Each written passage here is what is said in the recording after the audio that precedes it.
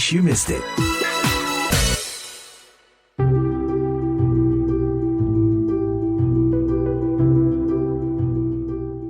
Ada tren baru di kalangan konsumen muda Indonesia dalam berbelanja, khususnya di kota-kota besar.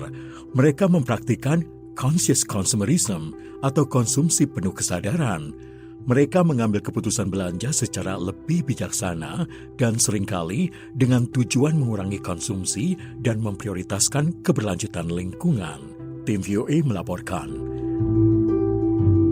Industri fashion juga memiliki efek terhadap isu sosial seperti pemberlakuan upah yang tidak layak, eksploitasi, dan kekurangannya perhatian terhadap kondisi para pekerja garment.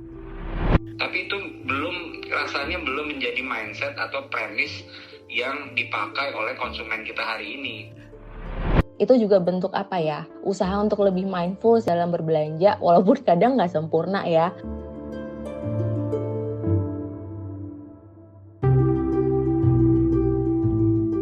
Kane Aurelia mengaku mulai mempraktikkan conscious consumerism sejak awal pandemi COVID-19, sewaktu ia masih berusia 23 tahun. Jadi pada tahun 2020, ketika pandemi, aku banyak menghabiskan waktu di rumah dan mulai memikirkan betapa banyaknya pakaian yang ada di lemari.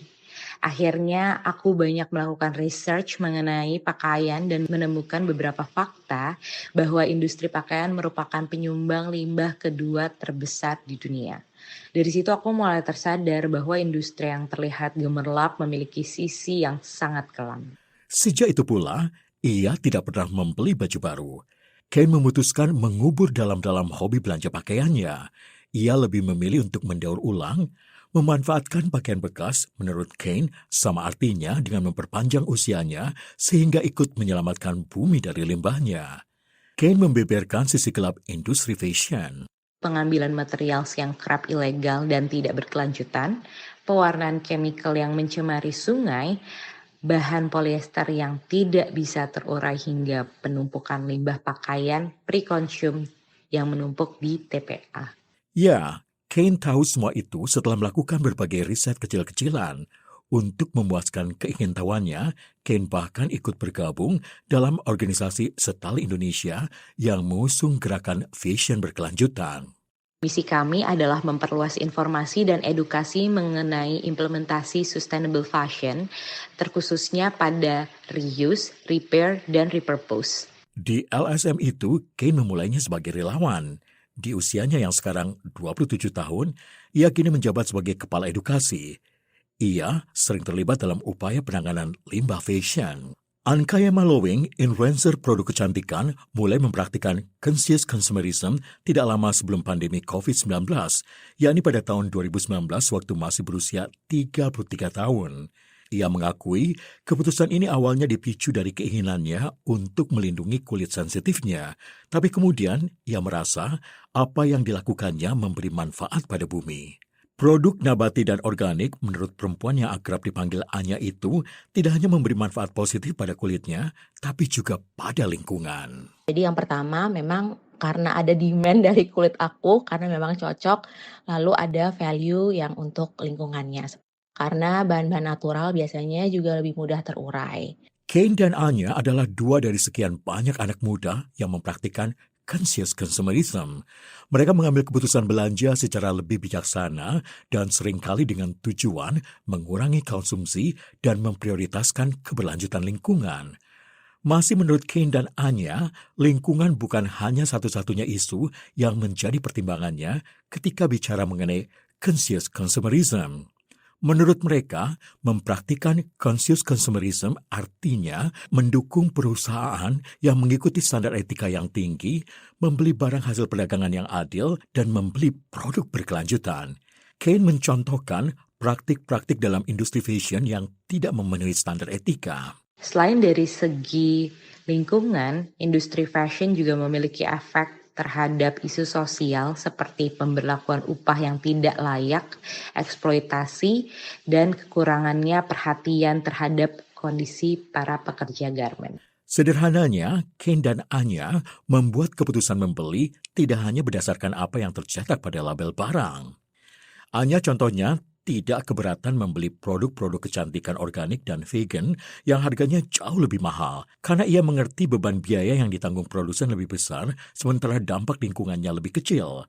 Apalagi permintaan akan produk-produk seperti itu masih rendah.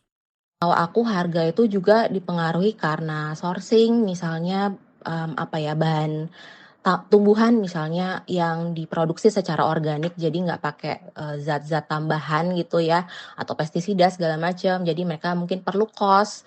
Kemudian untuk packaging dengan opsi yang lebih mudah didaur ulang, contohnya kaca.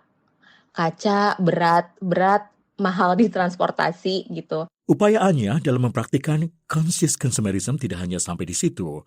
Sebagai influencer dengan lebih dari 28.000 pengikut, ia memanfaatkan kekuatan media sosial untuk mengangkat isu lingkungan terkait produk-produk kecantikan dan mendorong pembicaraan yang serius mengenai pentingnya lingkungan berkelanjutan. Ia menyadari bahwa gairah yang semakin besar di kalangan konsumen untuk mencoba berbagai produk kecantikan telah meningkatkan limbah lingkungan. Menurut Kane, conscious consumerism umumnya diadopsi generasi muda di wilayah perkotaan. Saat ini generasi muda sudah lebih banyak sadar akan dampak lingkungan, walaupun mungkin presentasinya belum bisa dikatakan mayoritas.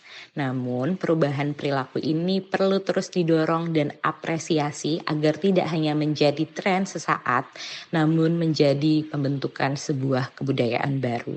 Anya membenarkan itu. Kalau menurut aku memang generasi muda sekarang tuh udah lebih lebih sadar dan mereka juga udah mulai melakukan, nggak cowok nggak cewek, terutama di kota-kota besar ini menurutku lebih kelihatan sih karena kan lebih banyak campaign-nya gitu ya, lebih kelihatan. Terus juga aku sering lihat teman-teman kreator itu lebih concern misalnya mereka habiskan produknya dulu sebelum beli lagi untuk di-review gitu. Kemudian sering juga mengonten atau nge-shoot empties gitu ya, apa aja yang udah habis, itu kayak ada rasa kepuasan tersendiri karena kita nggak cuman beli-beli untuk FOMO atau trending aja, tapi memang kita mau habiskan gitu, ada bentuk bertanggung jawabnya. Kemudian itu juga bentuk usaha untuk lebih mindful dalam berbelanja walaupun kadang nggak sempurna ya. Didi Kaspi Kasim, pemimpin redaksi National Geographic Indonesia, juga setuju. Consciousness-nya mungkin ya baru mau mulai kayaknya gitu. Tapi sebenarnya society-nya masih perlu didampingi dengan bagaimana sebenarnya menjadi conscious kan gitu, ke arah yang benar gitu. Namun ia menegaskan perubahan gaya hidup itu tidak signifikan.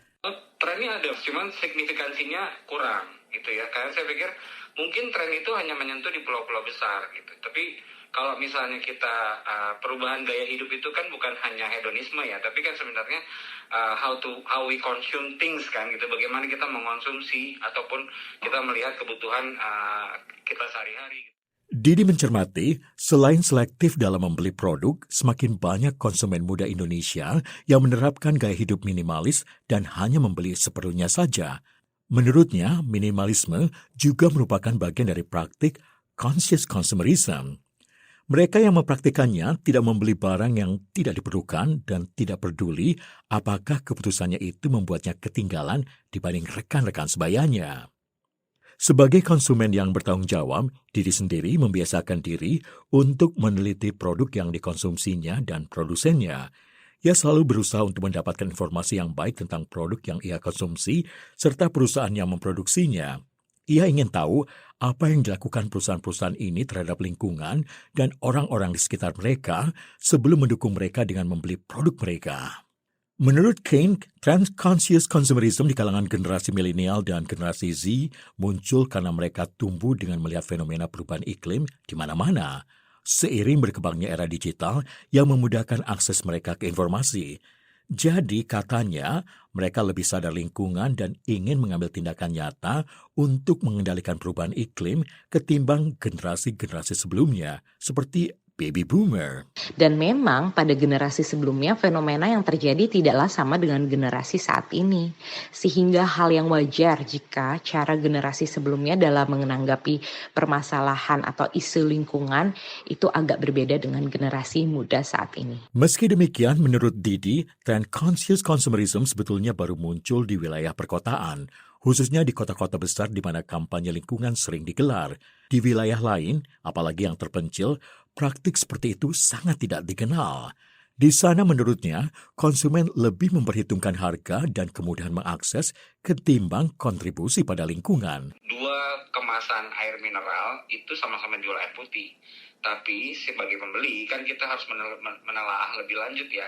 Siapa yang doing more jobs to the environment rather than the other products gitu. Jadi tapi itu rasanya belum menjadi mindset atau premis yang dipakai oleh konsumen kita hari ini. Contoh yang lebih jelas tergambar pada ekspansi minimarket di berbagai pelosok Indonesia. Desakan modernisasi ini katanya membuat anak-anak tidak lagi mengkonsumsi makanan-makanan dari kebun, tapi lebih banyak mulai bergeser ke arah makanan-makanan yang instan gitu. Dan itu kan pergeseran ketika society-nya tidak bisa menahan gerak modernisasinya dengan aksi kepedulian lingkungan. Sudah menjadi pengetahuan umum, makanan instan atau ultra olahan umumnya tidak ramah lingkungan karena menjadi penyumbang kerusakan lingkungan dan emisi gas rumah kaca. Menurut Didi, di kota-kota besar seperti Jakarta, tingkat kepedulian generasi muda terhadap kantong belanja plastik sangat terasa. Menghindari penggunaan tas belanja seperti itu bukanlah hal yang mengherankan, hanya membenarkan itu. Kalau aku lihat sekarang tuh orang udah kayak lebih leluasa dan kayak wajar aja gitu loh. Misalnya, oh nggak usah pakai plastik gitu. Misalnya langsung masuk ke tas aja. Itu kayak lebih diterima dan udah nggak aneh seperti itu. Kalau dulu kan kayaknya, oh nggak mau pakai plastik. Kalau dulu tuh masih kayak gitu. Cuma sekarang kayaknya lebih luas aja gitu. Didi mengatakan fakta itu juga terbaca dalam proyek Clean Up yang digelar National Geographic Indonesia di bawah gerakan Saya Pilih Indonesia. Sebelum pandemi, di sebuah kawasan di Jakarta yang membentang sepanjang 5 km pada satu rentang waktu, tim relawan yang terlibat dalam proyek itu menemukan 300 kg kantong plastik sekali pakai. Tapi setelah pandemi, tepatnya awal tahun 2024, di area yang sama dan pada rentang waktu yang sama, tim relawan serupa hanya menemukan kurang dari 100 kg kantong plastik sekali pakai. Lebih jauh Didi mengatakan, menggalang relawan dalam aksi-aksi lingkungan jauh lebih mudah dilakukan di kota-kota besar. Kita buka volunteer gitu misalnya, cuma satu hari kita bisa 50 orang dengan sangat cepat gitu, dengan sangat mudah gitu. Jadi untuk mendapatkan volunteer dan orang-orang yang concern sama persoalan ini itu sangat mudah di kota besar. Bagaimana tingkat kepedulian generasi Z dibanding generasi milenial dalam aksi lingkungan? Didi menjawab, kalau berisiknya Gen Z, kalau actionnya milenial. Gen Z itu sangat concern dengan tampil di publik, berbicara, protes, dan segala macam ya. Tapi kalau saya aksi, saya pikir saya lebih banyak menemui orang-orang milenial gitu. Terlepas dari persoalan itu, Didi sangat mengapresiasi antusiasme generasi muda Indonesia dalam mengatasi persoalan lingkungan. Ia percaya partisipasi Gen Z dan milenial sangat diperlukan dalam mengatasi persoalan lingkungan saat ini. Ia mengatakan, ide-ide kreatif dan inovatif dari generasi muda akan bisa menjawab tantangan lingkungan yang selalu saja berubah. National Geographic Indonesia sejauh ini telah berusaha menggalang partisipan muda dengan berbagai cara. Majalah yang berdiri di Indonesia sejak 2005 ini misalnya rajin menggelar proyek-proyek clean up yang mengusung tema Sustainable Tourism. Kita tuh sering memadupadankan aksi ini karena kan yang kita lihat bahwa values yang paling besar yang diminati oleh si Gen Z ini kan traveling ya. Salah satu kegiatan yang mostly mereka suka dan lakukan gitu, dan kita memadupadankan itu dengan misalnya kita membuat trip bersama pembaca gitu ya, terus kita datang ke sebuah desa dan kemudian kita melakukan aksi volunteer di sana gitu. Nah, itu bentuk-bentuk yang saya pikir menerjemahkan bahasanya Gen Z. Jadi mereka willingly melakukan itu dengan senang hati karena mereka suka kan gitu ya. Rather than misalnya kita ke sungai ngangkat sampah kotor segala macam, mungkin resistensinya masih ada gitu. Tapi kalau kita padu padankan, oh kita ke sini, kita membungkusnya dengan bahasa pariwisata berkelanjutan gitu. Ekoturism, sustainable tourism gitu. Nah itu menurut saya itu salah satu cara menambahkan sudut pandang peduli lingkungan kepada Gen Z gitu untuk masuk ke dunia mereka. Kepedulian generasi muda, khususnya Gen Z dan milenial terhadap lingkungan saat ini sebetulnya banyak tercermin dalam beberapa jajak pendapat. Survei aplikasi Jakpat yang digelar pada September 2022 menunjukkan dari lebih 2.300 responden usia muda, sekitar 70% mengaku selalu berbelanja dengan tas sendiri, sebanyak 56,2% sering membeli produk ramah lingkungan, dan 46,4% rajin mengumpulkan kemasan produk kosong ke tempat daur ulang. Jajak pendapat yang sama juga menunjukkan 45,2% responden suka membeli produk berbahan alami dan organik saat berbelanja, 42,1% membeli produk dengan kemasan isi ulang, dan 36,2% memilih merek yang peduli pada lingkungan. Arif Budiman, VOA Washington.